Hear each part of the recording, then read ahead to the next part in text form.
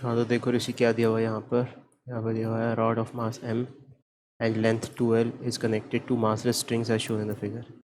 एक रॉड है mass m की, ये है भाई ये, और लेंथ 2l है इसकी। हाँ भाई ये रही 2l, तो ये नज़र पड़ी इस पर, ठीक है।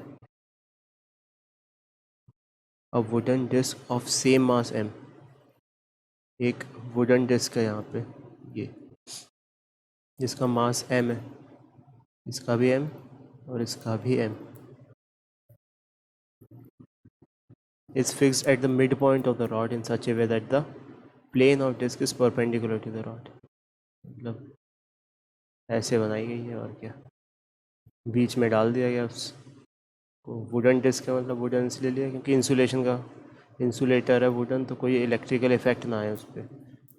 अब massless wire is wrapped around the disc, इस पर वायर रैप किया गया।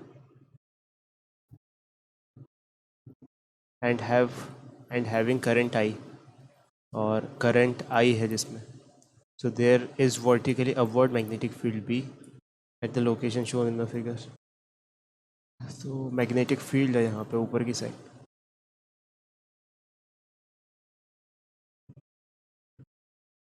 ठीक है। So sense of current in the loop seen from string A side. जब ये ए जो लिखा है ये मेरे ख्याल से गलत टाइप हो गया इनसे, क्योंकि ए तो कुछ है ही नहीं इस क्वेश्चन में, इसको पी करो यहाँ पे। तो पी साइड मतलब इस साइड से देख रहे हैं तो क्लॉकवाइज होगा, ठीक है।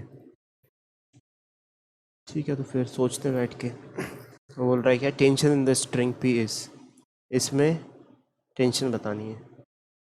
तो अगर मान लो, अगर ये करंट की वजह से कोई फोर्स जनरेट ना हो, अगर इसकी वजह से कोई करंट ज़ीरो होता तब आंसर क्या होता, तब तो ये बीच में लगी हुई है और मास एम इसका होता और एक रॉड का होता, 2m मास लोड कर रहे होते ये और ये मिलके सिमेट्रिकली, तो mg होता आंसर।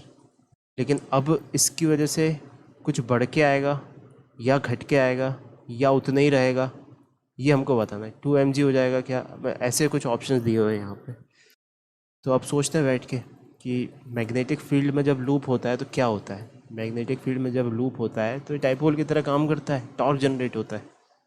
तो अब इसका काम कर लेते हैं अपन, कि इस तरफ से देख रहे हैं, इस तरफ से तो क्लॉकवाइज दिख रहा है, मतलब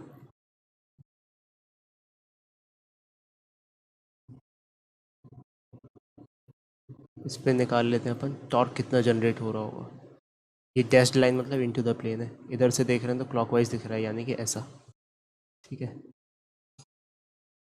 और ऑफ कोर्स इधर से देख रहे हैं तो एंटी क्लॉकवाइज। हाथ घुमाओ, इसमें मैग्नेटिक मोमेंट का किस तरफ आएगा डायरेक्शन, इस तरफ। मैग्नेटिक फील्ड किधर है, मैग्नेटिक फील्ड ऊपर की साइड है। टॉर्क क्या होता है, टॉर्क होता है एम क्रॉस बी, ठीक है। तो कहाँ होगा टॉर्क, इन दोनों से लगाया, एम क्रॉस बी किया, तो इन दोनों से परपेंडिकुलर, मतलब इधर साइड टॉर्क लगेगा। इधर साइड टॉर्क लगेगा मतलब कि इधर साइड टॉर्क लग रहा है, कैसा, ऐसा, ठीक है। ऐसा टॉर्क लग रहा है, यानी कि इस रॉड को देखो, अब ये जो रॉड है इस पे ऐसा टॉर्क जनरेट हो रहा है, ठीक है। तो कैसी रॉड यहाँ से नीचे फिकाने की कोशिश कर रही होगी, यहाँ से ऊपर जाने की कोशिश कर रही होगी। तो हम इस टॉर्क का फोर्स इक्विवेलेंट निकाल लेते हैं कि ये टॉर्क जनरेट कब होता, जब ये एफ और एफ कपल लग रहा होता है इस पर। तो पहले तो इस टॉर्क की वैल्यू निकाल ली, टॉर्क कितना है, M B sine theta, M होता है I pi R square into B, ये टॉर्क हो गया। और इस सिचुएशन से देखा जाए कि चाहे तो ये टॉर्क मान लो,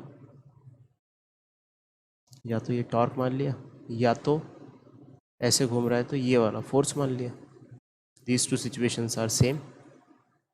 इसमें इस टॉर्क की वैल्यू ये है आई पाई स्क्वायर बी, तो इस फोर्स कपल की वैल्यू क्या होगी, torque is nothing but F into total length between them, 2L is equals to torque, कितना आया जो, I pi R square B, I pi R square B. तो force कितना हो गया यहाँ से, I pi R square B by 2L, ये हो गया।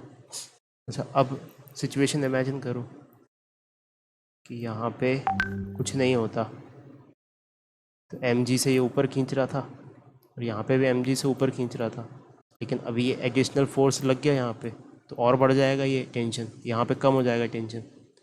तो फाइनल आंसर क्या हो जाएगा, M G plus this force, तो बढ़ के ये आ जाएगा।